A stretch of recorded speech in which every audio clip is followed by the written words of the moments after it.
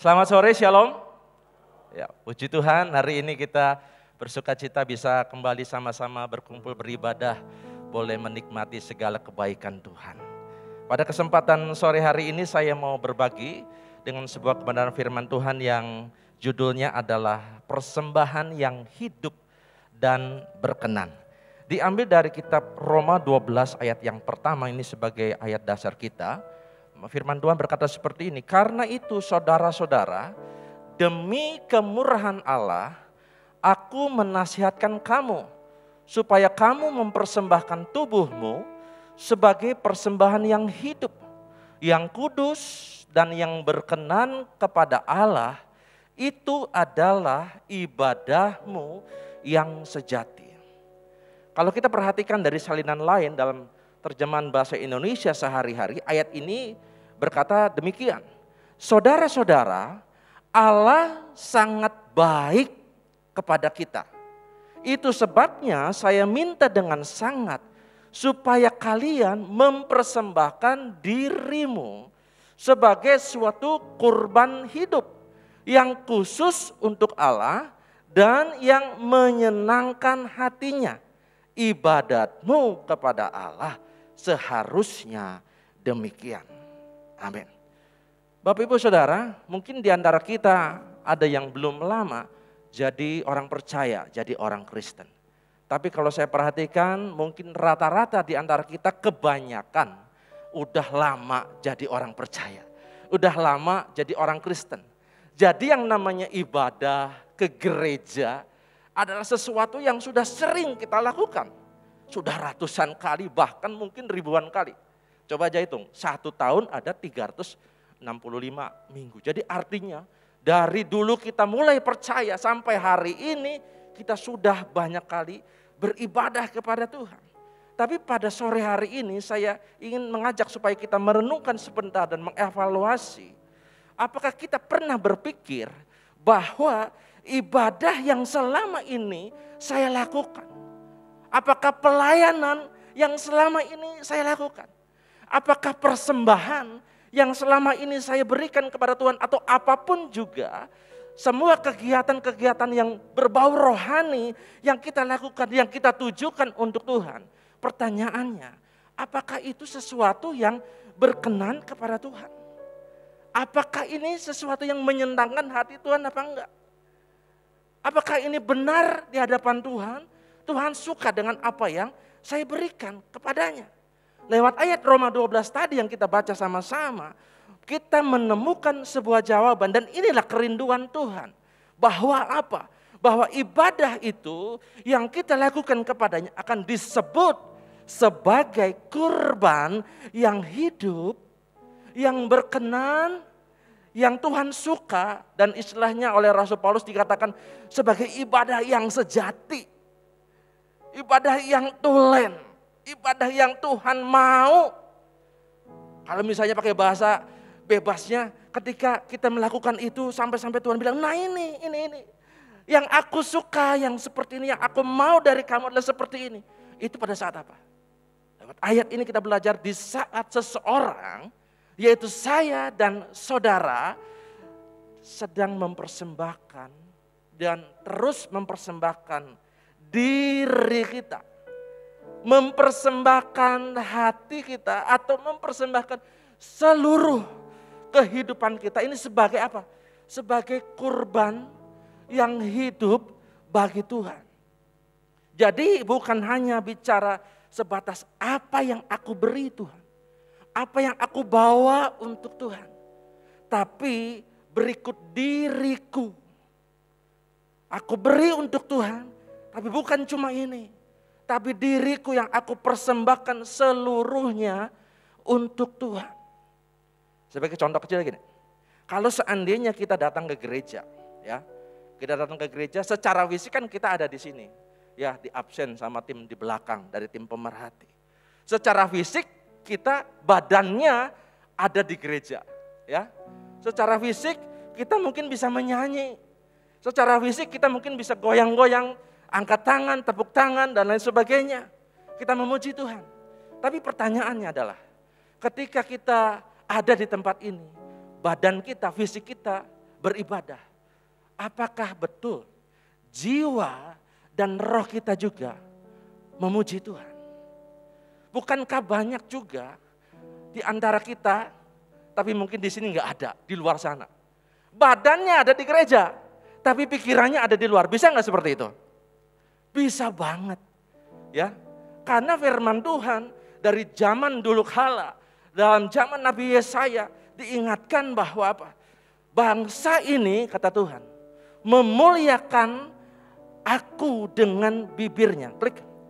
Tetapi hatinya jauh daripadaku.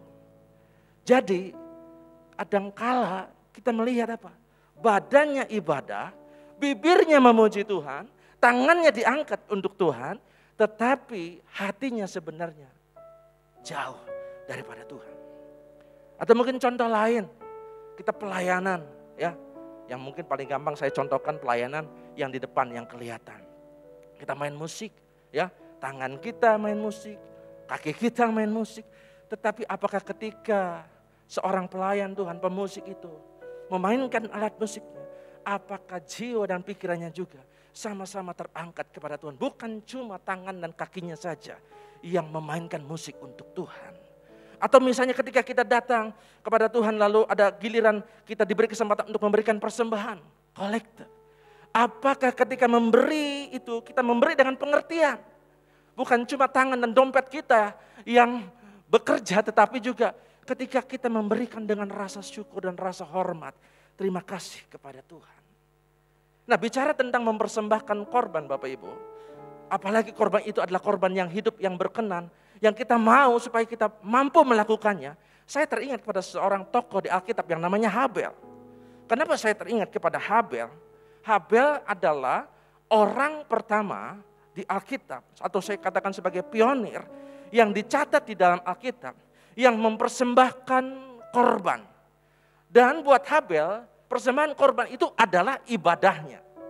Karena pada waktu itu kan tidak ada orang ke gereja, tidak ada orang memberikan kolekte di kantong persembahan. Tetapi itulah, persembahan itulah yang menghubungkan dia, yang membuat dia terhubung dengan Sang Pencipta. Itulah adalah ibadah dia. Dan yang menarik adalah korban Habel itu diterima atau diperkenan oleh Tuhan. Kalau kita perhatikan ya, yang menarik ketika di Kejadian 4 ayat 3 sampai 5, kalau kita baca, dan ini pasti kita semua sudah tahu kisahnya, bahwa ada dua orang sebetulnya yang memberikan korban persembahan. Yang pertama Kain, yang kedua adalah Habel, kakak beradik. Artinya dua-duanya sama-sama datang mempersembahkan korban. Dua-duanya sama-sama beribadah kepada Tuhan. Tetapi kita tahu bahwa persembahan Kain tidak diindahkan, tidak diterima. Tuhan tidak berkenan. Tetapi ketika Habel mempersembahkan korban, maka Tuhan senang dengan persembahan yang Habel berikan. Refleksinya, evaluasinya buat kita semua adalah, kita lihat lewat ayat ini kita bisa belajar. Ada 2 orang, mungkin ada 3 orang, ada 4 orang, ada 5 orang, ada banyak orang yang datang kepada Tuhan sama-sama mempersembahkan korban kepada Tuhan. Tetapi ingat, ada yang diterima, ada yang Tuhan suka, tapi ada yang Tuhan tidak suka. Nah, ada perbedaan pendapat atau pandangan teologi ketika membicarakan kenapa sih kok Kain persembahannya enggak terima, tetapi Habel persembahannya diterima. Ya, ada pelajaran atau tafsiran yang mengatakan bahwa begini, oh Kain itu tidak diterima persembahannya karena Kain mempersembahkan dari hasil ladangnya, dari hasil tanah, di mana tanah itu sudah dikutuk sama Tuhan. Sedangkan Habel memberikan persembahan, yaitu binatang yang disembelih, ada darahnya, dan ini adalah lambang dari penebusan Kristus. Ya mungkin tafsiran ini bisa jadi benar, ya. Tetapi ada pendapat lain yang mengatakan bahwa bukankah binatang yang disembelih, ya, yang ada darah tertumpah seperti itu diatur oleh Musa dalam kitab Taurat. Dan kita tahu bahwa Kain dan Habel hidup jauh di sebelum Musa ada dan menyampaikan peraturan hukum Taurat. Demikian juga ketika kita baca kitab Keluaran atau kita baca kitab Imamat, klik ya, di mana ada korban sajian, korban roti sajian, di mana itu terbuat dari tepung. Di mana kita tahu tepung itu adalah salah satu sumbernya adalah hasil bumi. Ya, di situ dikatakan apa? Ada minyak juga, ya, ada kemenyan juga, ya. Lalu di ayat yang berikutnya, coba klik lagi. Nah, lalu ada apa? Ada bulir gandum, ya. Jadi artinya begini, artinya adalah ketika persembahan itu dari hasil tanah atau dari hasil bukan dari tanah, yaitu persembahan korban binatang, ternyata mungkin itu bukan masalah yang paling utama. Masalah utama yang Tuhan menjadi tidak berkenan kepada Kain bukan karena masalah itu, diterima atau tidaknya persembahan itu. Lagian juga kalau lihat dari profesinya ya, kan Kain profesinya petani, Habel profesinya peternak. Jadi ketika dia mempersembahkan, pasti yang dia bawa adalah sesuatu hasil dari keringatnya. Yang dia sudah usahakan dan ini Tuhan sebagai rasa syukur aku bawa kepada Tuhan. Ketika Kain bawa hasil pertanian dan Habel bawa hasil peternakannya.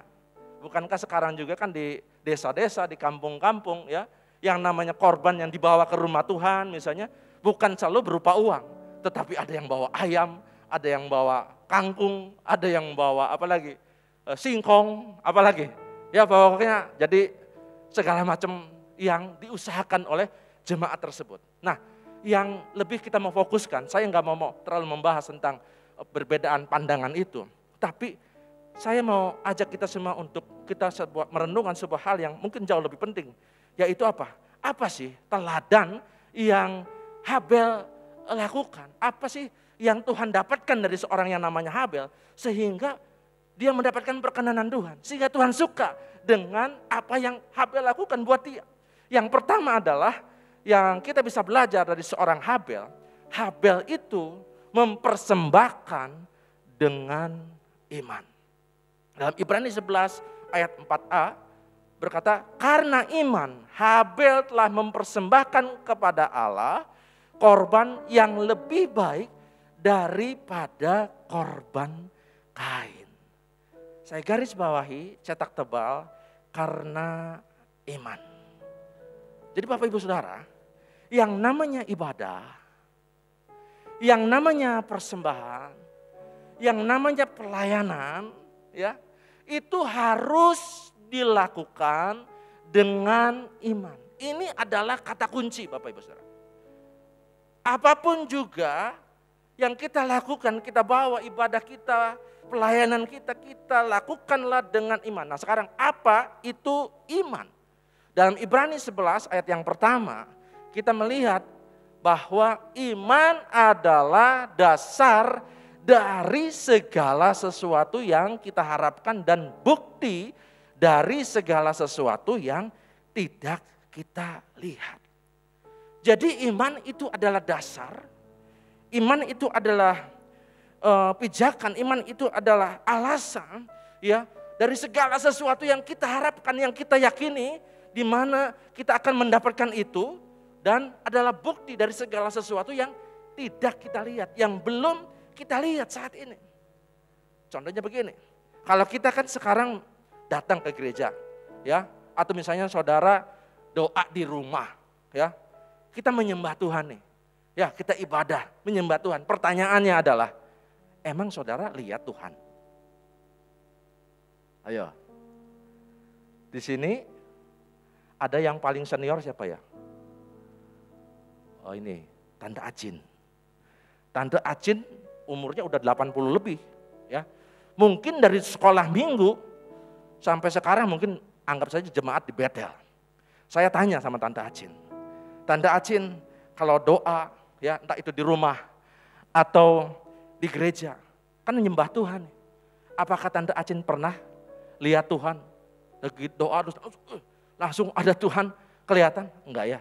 Padahal Tante Acin sudah puluhan tahun ya datang ke gereja ya menyembah Tuhan.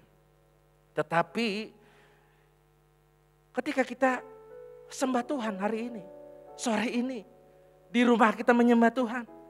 Kita tidak lihat tapi kita meyakini bahwa Dia ada. Padahal wujudnya tidak ada. Lalu misalnya para pelayan Tuhan, yang di depan, yang di bawah, yang di pokoknya apapun juga yang melayani. Pertanyaannya, apakah saudara-saudara melihat enggak Tuhan atau Tuhan yang kita layani, yang kita puja, kita angkat tangan buat Dia, kelihatan enggak? Enggak kelihatan kan? Secara mata lahiriah itu enggak kelihatan, tapi kok kita tetap ibadah? Bertahun-tahun kita tetap ibadah. Lalu apa? Kita terus-terus melayani, ya. Jadi begini Bapak Ibu Saudara. Jadi ibadah atau pelayanan atau korban apapun juga yang kita lakukan, intinya harus disertai dengan iman.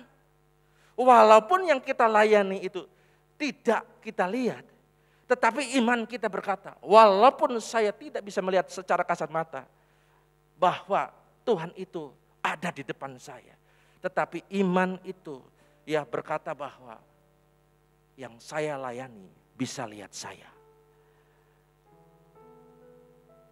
Walaupun pendeta, ketua komisi, ya belum tentu melihat pelayanan kita, ya para pelayan itu kan datang paling awal pulang paling akhir, ya dan belum tentu pendeta atau ketua komisi tahu betul apa yang sudah dilakukan pelayan Tuhan, ya tetapi percayalah. Ketika kita melayani dengan iman, ada satu hal yang tidak bisa terbantahkan. Sorga selalu melihat kita. Mata di sorga selalu melihat kita, itulah iman. Sebentar kita kan perjamuan kudus. Ya, kita semua udah ambil roti dan anggurnya. Nah ini, ya roti dan anggur ini. Roti dan anggur ini adalah roti dan anggur biasa, Bapak Ibu Saudara. Ya. Dan ini bukan dari Israel juga, nggak dipesan khusus dari sana, enggak, dari Bandung. Ya.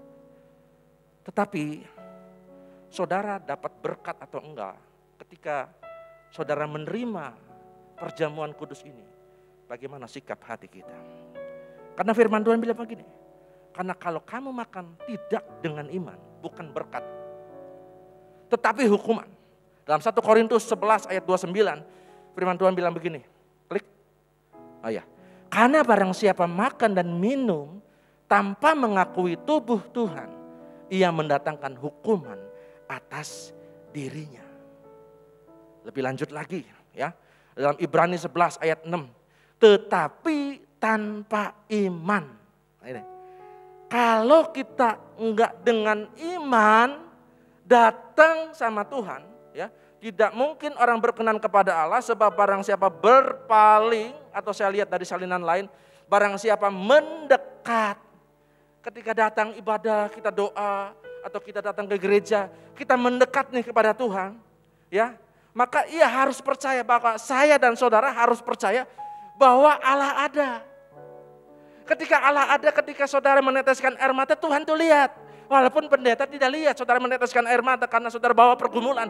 Tetapi percayalah ketika saudara mengucapkan sesuatu doa kepada Tuhan, baik itu di tempat ini maupun di rumah, Allah ada dan hampir dia dengan iman. Dan bahwa Allah memberi upah kepada orang-orang yang sungguh-sungguh mencari Dia. Yang percaya katakan amin. Jadi apapun juga yang ditujukan untuk Tuhan, saya garis bawahi dan ingatkan sekali lagi, saya ulang. Lakukanlah dengan iman. Ini penting Bapak Ibu. Kenapa? Karena ada penyakit rohani akhir zaman. Dan ini sudah diingatkan oleh Rasul Paulus. Dia titipkan pesan ini kepada muridnya Timotius. Ya, judulnya adalah tentang keadaan di akhir zaman. Dalam 2 Timotius 3 ayat yang kelima, ya, firman Tuhan bilang ini, secara lahiriah mereka menjalankan ibadah mereka. Wah, pokoknya yang namanya ibadah, namanya kegiatan, wah, itu mereka lakukan. Tetapi anehnya begini, pada hakikatnya mereka memungkiri kekuatannya. Ada banyak orang berdoa kepada Tuhan.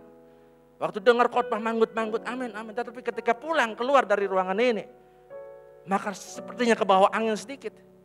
Dia tidak percaya lagi apa yang dikatakan. Apalagi ketika kok nampaknya belum datang juga pertolongan Tuhan. Sampai akhirnya dia mungkin datang ibadah, tapi ibadah itu hanya sebuah rutinitas. Karena kalau enggak nanti mungkin ditanya, ditelepon sama Ibu Lucy atau sama Pak Wahyudi, kenapa enggak ke gereja? Makanya datang, tapi sebenarnya dia melangkah ke gereja tidak dengan iman. Bapak Ibu Saudara, jadi mulai hari ini firman Tuhan mengingatkan lagi kepada kita. Yuk ketika kita baca firman, di rumah kah, di gereja kah, baca dengan iman. Amin. Baca dengan iman. Karena apa? Ketika kita pagi-pagi buka berita, kompas.com dan lain sebagainya. Firman Tuhan ini adalah kompas kehidupan buat kita. Firman ini adalah firman yang akan menerangi langkah hidup kita. Ya. Mungkin kita baca pikiran rakyat untuk tahu perkembangan COVID sudah sejauh mana. Ya. Tetapi ketika kita baca Alkitab, kita sedang membaca dan mengetahui apa yang menjadi pikiran Tuhan. Ketika kita doa, doalah dengan iman. Ketika kita melayani Tuhan, apapun itu, walau tidak dilihat orang, lakukanlah dengan iman. Ketika kita ibadah, ketika kita memberi, atau ketika kita melakukan apapun juga, yang kita lakukan ini Tuhan, ini untuk Engkau. Garis bawahi, lakukanlah dengan iman. Yang kedua yang kita bisa belajar dari seorang Habel, yaitu apa? Ketika dia mempersembahkan hidup yang benar. Matius 23 ayat 35 berkata, supaya kamu menanggung akibat penumpahan darah orang yang tidak bersalah, mulai dari Habel orang benar itu. Ayat ini diucapkan langsung oleh Tuhan Yesus. Bukan oleh murid Yesus, bukan oleh Nabi. Tapi langsung oleh Tuhan Yesus yang mengucapkan. Artinya apa? Artinya Yesus yang adalah Alfa dan Omega. Yang pada waktu zaman Habel itu dia sudah ada, dia tahu. Habel ini orangnya benar. Dia bukan cuma baik, tapi dia juga benar. Coba bandingkan dengan apa yang Kain lakukan yang dicatat oleh Alkitab. Dalam 1 Yohanes 3 ayat 12. Bukan seperti Kain ya, yang berasal dari si jahat dan yang membunuh adiknya. Dan apakah sebabnya ia membunuhnya? Sebab segala perbuatannya jahat dan perbuatan adiknya benar. Kalau salinan bahasa Indonesia sehari-hari bilang begini, janganlah kita seperti Kain yang menjadi anak iblis. Ini lebih ngeri lagi. Jangan menjadi Kain yang menjadi anak iblis dan membunuh saudaranya sendiri. Sebab Kain membunuh sebab Kain membunuh saudaranya? Sebab hal-hal yang dilakukannya adalah salah. Tetapi hal-hal yang dilakukan saudaranya yaitu Habel adalah benar. Jadi kalau kita bisa lihat sini ya, apalagi dalam bahasa Indonesia sehari-hari ya, ini dikatakan Kain ini anak iblis. Artinya kalau anak iblis, ada DNA iblis di dalam hatinya. Ada sifat-sifat iblis di dalam kehidupannya. Dan ini yang mempengaruhi kenapa dia jahat. Ya, ini yang menyebabkan hal-hal yang dilakukannya adalah seringkali menyimpang dan tidak seturut dengan apa yang Tuhan mau. Jadi bukan karena Kain itu membunuh Habel lalu kita sebut, wah Kain jahat banget ya. Bukan. Bukan karena dia bunuh lalu Kain disebut orang jahat. Tetapi karena dia jahat. Karena karakternya tidak baik, karakternya tidak berkenan di hadapan Tuhan, karena dia membiarkan DNA iblis ada dalam hidupnya, di dalam kesehariannya, akibatnya perbuatan-perbuatannya. Gitu. Jadi perbuatan itu bukan cuma sekali, ya. Segala perbuatannya itu, sebab segala perbuatannya itu menjadi salah. Sampai akhirnya apa? Ya ujung-ujungnya dia membunuh adiknya sendiri. Jadi artinya begini Bapak Ibu, sebelum Tuhan tertarik atau berkenan kepada ibadah atau persembahan yang Habel bawa kepada Tuhan, ini adalah yang sesuatu yang penting. Karena ternyata Tuhan telah terlebih dulu tertarik kepada pribadinya Habel. Karena Tuhan menemukan pribadi Habel ini adalah pribadi yang benar di dalam kesehariannya. Dalam Kejadian pasal 4 ayat 4c sampai 5a, maka Tuhan mengindahkan Habel dan korban persembahannya itu. Tetapi Kain dan korban persembahannya tidak diindahkannya. Jadi Tuhan memperhatikan Habel lebih dulu. Habel telah lebih dulu mendapatkan tempat di hati Tuhan. Baru persembahannya. Artinya apa? Tuhan menginginkan dulu hati kita. Tuhan menginginkan dulu hidup kita. Dari segala pelayanan. Atau dari segala apapun juga yang saudara bisa kasih buat Tuhan. Ini yang paling Tuhan mau. Bapak Ibu Saudara. Yaitu hidup kita dalam keseharian kita. Pada waktu kita di Cikurubuk. Pada waktu kita di kantor. Di toko. Di sekolah buat yang masih muda. Ataupun apapun juga di rumah kita. Ketika kita didapati oleh Tuhan adalah satu pribadi yang berkenan di hadapan. Maka apapun juga yang kita bawa buat Tuhan. Aku suka itu. Karena aku bukan lihat apa yang kamu beri. Tapi aku lihat, aku suka sama kamu. Ketika kita perhatikan atau ingat sebuah kisah. Ketika Yesus memperhatikan ada banyak orang yang sedang memberi persembahan. Dan orang-orang kaya banyak ngasih uang di sana. Dan Tuhan Yesus cuma bilang begini. Siapakah di antara mereka yang memberi persembahan paling banyak? Janda miskin ini. Yang hanya ngasih apa? Cuma ngasih 2 peser. Nilai yang terlalu kecil dibandingkan dengan yang lain. Tetapi Tuhan tahu. Ini kan bedanya kita sama Tuhan gitu. Kalau kita manusia lihat apa yang di depan mata. Ya, tetapi Tuhan lebih dulu tertarik. Bukan kepada jumlah atau nilai atau nominal. Tapi Tuhan lebih dulu melihat hati kita. Saya ingat akan kisah dalam Matius 5 ayat 23 sampai 24. Firman Tuhan, ya, ini menjelaskan jika engkau mempersembahkan persembahanmu. Jika saya dan saudara mempersembahkan persembahanmu. Ini lagi melakukan kegiatan rohani loh. Ya, ini mengikuti apa yang Tuhan suruh, beribadah, melayani di atas mezbah.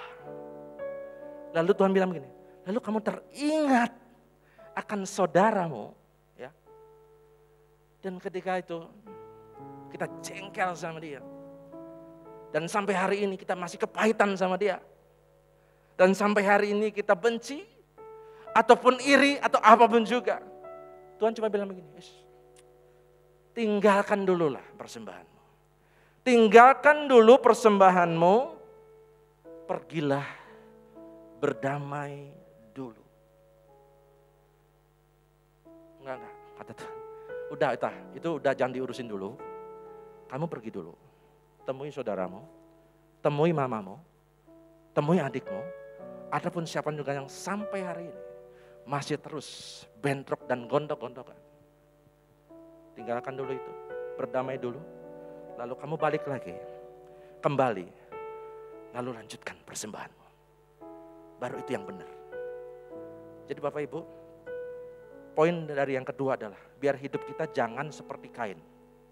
Ya, Kain mempersembahkan korban. Dia ibadah. Tapi kalau saudara baca Kejadian 4, di situ kita memang menemukan ada banyak sifat-sifat yang firman Tuhan katakan dalam 1 Yohanes tadi, ini sifat-sifat yang tidak baik. DNA dari iblis, DNA-nya daging. Hidup kita zaman yang dulu, waktu kita belum kenal Kristus. Yaitu apa? Orangnya gampang panasan. Si Kain ini. Ya, hendaknya kita jangan jadi orang yang gampang panasan.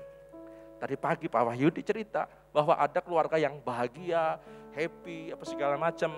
Karena apa? Karena dapat baby. Ya, wah senang. Lalu ada yang nengok, ya ada yang nengok sesama emak-emak muda gitu loh. Ya, kamu dapat apa katanya? Melahirkan. Oh ya, suami saya baik. Ya, dia mengucapkan terima kasih ya, Mam. Kamu sudah memberikan anak untuk saya dan inilah anak kita. Oh gitu, cuma ucapan terima kasih aja. Kalau saya mah dikasih angpau, aduh. Jadi aja asalnya ini sukacita dapat anak, denger itu, nu bener, aduh.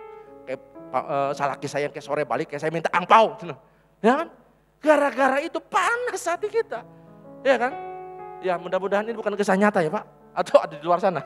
Mungkin orang lain ya yang bukan orang jemaat Tasik lah. Oh ini mah di sana, di ujung, di Papua, ke sana lagi. Ya, pokoknya nggak ada di peta lah pokoknya. Ya. Nah lalu apa lagi? Lalu si Kain ini orangnya itu suka iri. Ya. Lalu apa? Mudah kecewa. Mudah murung. Ya. Ke ini sedikit, aduh mundur. Ya. Lalu apa lagi? Kain juga kurang peka, nggak peduli sama nasihat Tuhan. Tidak mampu menguasai diri. Dan juga tidak mampu membedakan mana yang benar, mana yang boleh, mana yang kehendak Tuhan, mana yang bukan. Poin yang ketiga yang kita bisa belajar dari Habel adalah dia mempersembahkan yang terbaik. Dalam Kejadian 4 ayat 4b, firman Tuhan bilang begini, yakni lemak-lemaknya, maka Tuhan mengindahkan Habel dan korban persembahannya itu. Ketika saya beberapa waktu yang lalu baca ini masalah lemak-lemak, saya rada mikir, ini maksudnya lemak-lemak itu apa gitu. Ini kan lemak kan kolesterol ini, ya kan? Walaupun yang dalam kalau bakar sate, yang bikin harum ini memang lemak-lemak Bapak Ibu. Makanya saya penasaran sampai-sampai saya mau tahu ini makna rohaninya apa sih Tuhan? Apa sih yang saya bisa belajar dari ketika Tuhan nyatet Tuhan bilang ya ketika Habel memberikan lemak-lemaknya. Lalu saya coba cek beberapa salinan terjemahan Alkitab. Lalu akhirnya adalah sebuah kesimpulan bahwa ketika Habel memberikan dengan lemak-lemaknya itu, maksudnya apa? Dia memberikan yang paling tambun. Tambun di sini maksudnya begini. Adalah yang paling sehat dan paling gemuk. Bukan cuma gemuk, tapi sehat. Sehat dan juga gemuk. Itu yang Habel bawa. Yang dipilih. Akhirnya terpilihlah yang paling tambun. Yang dia bawa kepada Tuhan.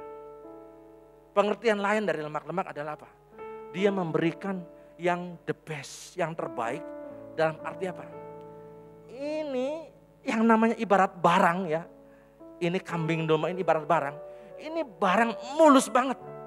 Dilihat atas, dilihat sampai bawah, kanan, kiri, depan, belakang. Ini keren banget, perfect banget, mulus banget sampai-sampai kalau misalnya begini. Ini kan kambing domba, ternak ini kan dirawat, dikasih makan. Sampai-sampai kalau seandainya Habel itu menjadi seorang pebisnis penjual peternakan. Aduh nyaah, aduh sayang ini kalau dijual. Karena ini dari semua kambing domba yang aku ternakin, yang aku pelihara, ini paling bagus. Ini mulus banget dan aku suka banget sama ini. Dan itulah yang Habel bawa buat Tuhan. Sampai-sampai saya lihat terjemahan bahasa Sunda Bapak Ibu Saudara. Terjemahan bahasa Sundanya gini, panghadena. Wah, nanti cek ya di Google ya. Panghadena itu maksudnya gini Pak, top di atas yang paling top Pak. Pokoknya si Habel ini ngasih nu panghadena. Namun cek orang selekaso mah. Ya, nu paling bagus, yang paling the best di antara yang the best. Ini menunjukkan apa? Sikap hormat dia sama Tuhan. Dia tahu saya mau ngasih sama siapa. Inilah sikap menghargainya Habel kepada Tuhan. Atau boleh saya katakan inilah dia menomor satukan Tuhan. Kalau bahasa anak muda biar keren dikit. Dia punya spirit of excellence. Keren. Saya pernah membaca sebuah kisah. Ada namanya orang Eric Henry Liddell. Ya, dia itu Nah ini tuh ada. Dia itu adalah seorang yang sangat suka dengan olahraga lari. Dan dia itu dari remaja senang lari, ya. Dan dia lari dengan spesialis jarak pendek 100 meter. Dan dia juara di berbagai tingkat. Mulai dari tingkat kecamatan, lalu kota madya dan semuanya. Sampai akhirnya dia larinya paling cepat se-Skotlandia. Dan ketika dia lari, ini keren. Dia cuma bilang begini, ketika dia latihan, bangun pagi-pagi, ketika dia bertanding, ya, motonya dalam hatinya cuma satu, aku lari untuk Tuhan, aku lari untuk Tuhan, aku lari untuk Tuhan. Ini keren banget. Kalau seandainya kita di sini ya, Jemaat Tasikmalaya, aku dagang untuk Tuhan, aku melayani untuk Tuhan, aku memberi untuk Tuhan, aku sekolah untuk Tuhan, aku masak untuk Tuhan, aku melakukan apapun juga untuk Tuhan. Nah inilah spirit dari si Eric ini, Eric Liddell. Jadi dia tidak ada motivasi uang, dia tidak ada motivasi ingin jadi terkenal walaupun Tuhan tambahkan. Dia banyak mendapatkan gelar juara, dia mendapatkan bonus lewat hasil keringatnya dan usahanya. Ini karena dia sejak kecil dididik oleh orang tuanya yang adalah seorang misionari, ya, yang cinta Tuhan. Sehingga didikan itu menurun kepada dia, sehingga Eric ini ya menjadi orang yang cinta Tuhan dan dia punya selalu kerinduan ingin memberi yang terbaik. Cita-citanya cuma satu, saya ingin lari secepat mungkin untuk Tuhan katanya. Nggak ada yang lain. Dalam apapun juga saya ingin lari secepat mungkin untuk Tuhan. Dan ini terinspirasi dari kitab 1 Korintus 10 ayat yang ke-13. Ya, aku menjawab, jika engkau makan atau jika engkau minum atau jika engkau melakukan sesuatu yang lain termasuk lari, ya, lakukanlah semuanya itu untuk kemuliaan Tuhan. Nah, pada satu ketika dia mendapatkan kesempatan tahun 1924 mengikuti Olimpiade di Paris. Ya. Lalu pada waktu perjalanan, waktu berlayar, dia mendapatkan jadwal dan dia harus bertanding lari 100 meter. Spesialis dia adalah jatuh di hari Minggu. Waduh, ketika dia mendapatkan berita ini dari ketua komite atau ketua kontingen, dia bilang, aduh mohon maaf Pak, ini jadwalnya nggak salah ya. Saya kalau hari Minggu saya nggak mau. Loh emang kenapa hari Minggu? Kalau hari Minggu saya harus ke gereja. Saya harus melayani Tuhan. Wah, tapi kan ini kan enggak Pak. Akhirnya perdebatan seperti itu sampai akhirnya pangeran juga sampai membujuk dia. Ayolah Eric, kamu nih apa-apa? Udah jauh-jauh datang ke sini. Lalu kamu bilang enggak bisa tanding karena kamu jatuh hari Minggu hanya karena kamu mau ke gereja. Sampai akhirnya berita ini menyebar dan Eric dibully. Wah, ini gimana ini? Mana jiwa nasionalismenya dan lain sebagainya. Tapi Eric tetap mohon maaf. Hari lain oke, saya mau lakukan apa saja. Saya cinta negara saya. Tetapi kalau hari Minggu, please Pak maaf, saya nggak bisa. Sampai akhirnya ini ketua kontingen, ketua komite lalu berusaha berunding akhirnya. Ya udah, nggak bisa dibujuk si Eric. Akhirnya Eric ditempatkan untuk ikut lomba yang 400 meter dan 200 meter. Dan puji Tuhan, yang 400 meter dia dapat emas dan rekor dunia dipecahkan pada saat itu. Dan yang 200 meter dia dapat medali perunggu. Dan pada hari Minggunya, di mana seharusnya dia bertanding, dia lebih memilih untuk pergi ke satu gereja kecil di Paris. Dan akhirnya dia melayani pelayanan firman di sana. Dan kisah nyata ini diangkat dalam sebuah film, yaitu berjudul Chariot of Fire. Nah ini filmnya. Dan dia film ini memenangkan Oscar juga. Kalau saya baca ceritanya, banyak piala yang didapat. Saudara, Habel dan Eric adalah dua pribadi yang hidup di zaman yang berbeda. Habel, wah zaman baheula pisan, ya. Eric tahun 19 sekian, ya. Tetapi ada satu kesamaan, sifat yang sama yang kita bisa lihat dari dua orang anak muda ini, yaitu dia mengutamakan Tuhan dan dia sungguh-sungguh mengasihi Tuhannya. Pertanyaannya adalah, sebelum saya tutup, pemain musik siap-siap. Bagaimanakah kualitas hati kita dalam menghargai dan menganggap seberapa penting sih Tuhan buat saya. Kalau Erik yang menganggap bahwa satu kali saja dari sekian minggu, cuma diambil satu kali kok. Tapi Erik bilang, please maaf, saya harus mengutamakan Tuhan saya. Pertanyaannya, apakah yang didapati oleh Tuhan ketika dia melihat anak-anak muda, anak-anak Tuhan zaman kekinian? Satu minggu gak apa-apalah, 1 bulan gak apa-apalah, gak urusan sama urusan gereja. 1 tahun gak apa-apalah. Dan mumpung pandemi iya, 2 tahun tidak apa-apa. Pertanyaannya adalah, apakah kita mau belajar dari seorang tokoh Erik Liddell dan juga Habel, ketika dia tahu, saya harus menomorsatukan Tuhan. Saya perlu Tuhan. Tuhanlah segala-galanya buat saya. Hari ini sebentar kita akan menikmati perjamuan kudus Bapak Ibu Saudara. Satu hal yang tidak main-main.